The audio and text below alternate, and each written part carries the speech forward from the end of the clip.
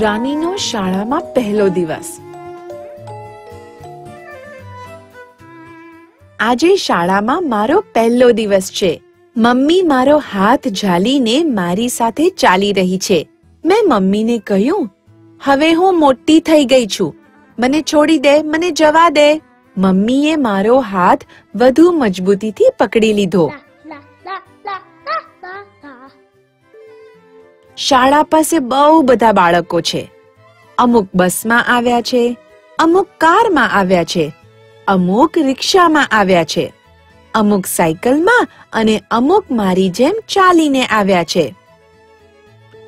અમે દરવાજા પાસે પહોંચ્યા અને પછી મમ્મીએ મારો હાથ છોડી દીધો.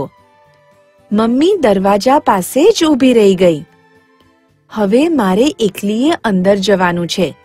મારી ચારે તરફ માત્ર નવા ચહેરા જ છે.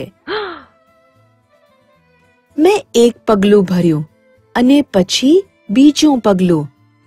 ત્યાર પછી મેં પાછું વાળીને જોયું. મમ્મી દૂર જતી અને નાની થતી દેખાઈ રહી છે. ક્યાંક મમ્મી ગાયબ તો નહીં થઈ જાય ને?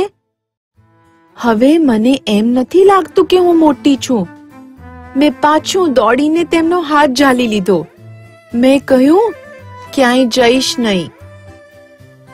હવે બધા અંદર જઈ ચૂક્યા છે, માત્ર હું જ બહાર છું.